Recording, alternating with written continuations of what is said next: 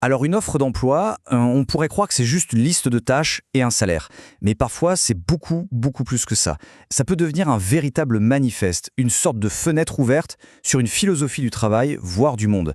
Et aujourd'hui, c'est exactement ce qu'on va décortiquer, deux visions du monde qui sont aux antipodes l'une de l'autre, tout ça à travers leurs annonces de recrutement.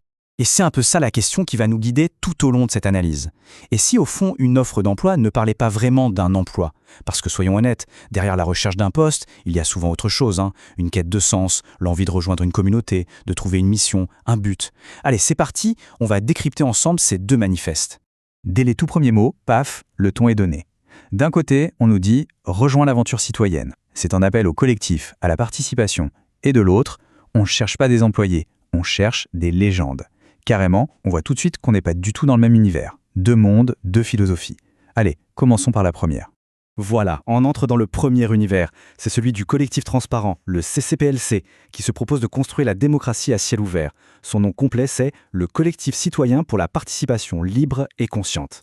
Et leur approche, vous allez voir, elle est basée sur l'ouverture, la communauté et une transparence quasi totale. Et ça, c'est vraiment le cœur du réacteur. C'est tiré directement de leur charte. Parce qu'une démocratie vivante se nourrit d'informations ouvertes et d'actions partagées.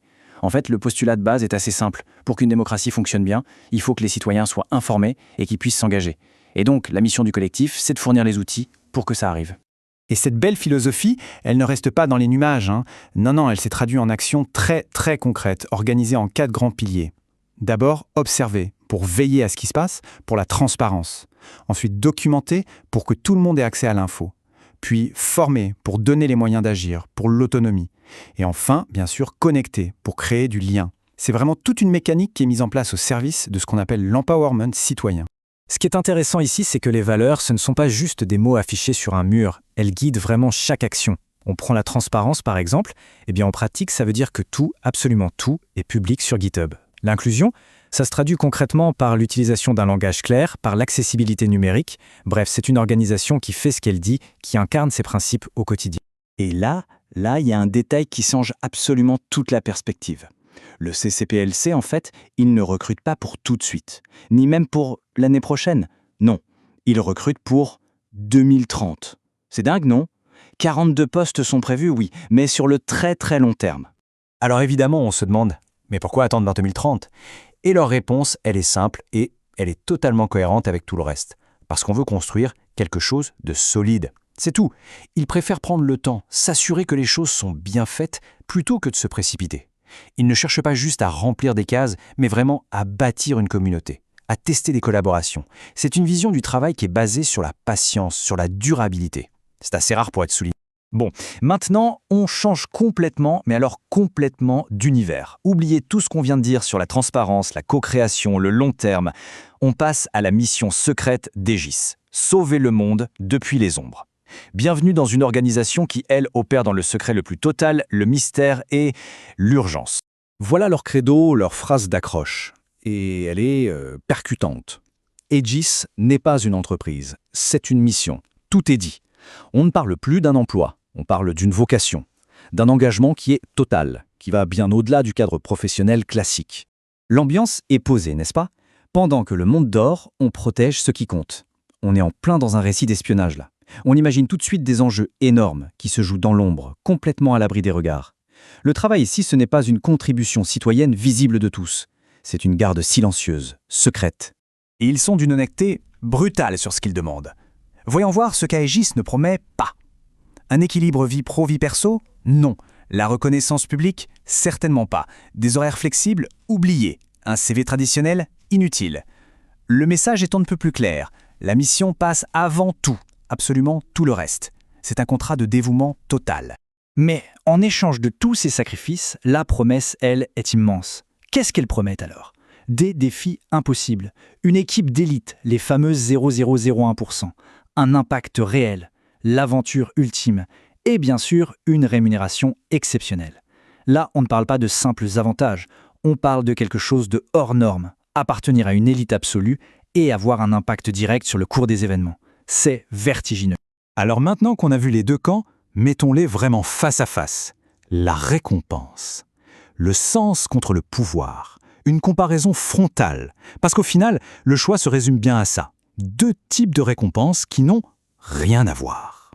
Commençons par l'argent, la compensation. Là, le fossé est abyssal. C'est simple. D'un côté, le CCPLC annonce la couleur directe, salaire modeste, basé sur les barèmes du secteur non marchand. De l'autre, Aegis parle de rémunération exceptionnelle de 0 à 7 chiffres négociables. C'est vraiment la valeur du sens contre, on pourrait dire, la valeur du pouvoir et du secret.